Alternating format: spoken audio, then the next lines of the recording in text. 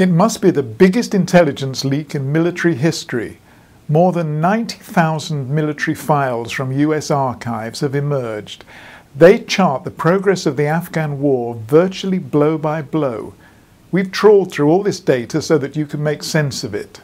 The first thing we put together for you is an interactive map of all the IEDs, improvised explosive devices. This shows you how their use has rocketed over 5 years. The next thing we've done is an interactive guide to more than 200 key events where we've showed you the full reports. These detail events such as friendly fire when coalition forces attack each other by accident, occasions when coalition forces have fired on civilians or shot them down, and so-called green on greens in which the Afghan forces fire on each other. These log entries need a bit of explanation. Here's how they're organised. Some of the rows just contain map references and the like, so you don't need to worry about them. The second line shows you the date and often the time when these events occurred. It'll run from 2004 to 2009.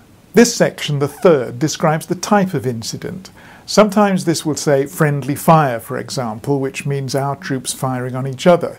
If it says friendly action, however, it means an engagement in which our side, the friendly side, started the shooting. The fourth entry, called the category, can have similar information. It might say blue-blue, for example, which means friendly troops firing at each other. The sixth entry is the title line. This can often contain the numbers of people KIA, killed in action, or WIA, which means wounded in action. This one's the really important entry. It's called a summary. It carries a short report of what is supposed to have actually happened. It's often written in plain English, although sometimes in a pretty impenetrable military jargon. There follow some rows designed for statistics. How many friendly forces, host nation or civilians were killed or wounded in action. Unfortunately, these are highly unreliable, and very often the authors simply fail to fill them in. Down at the bottom there's a section called CCIR.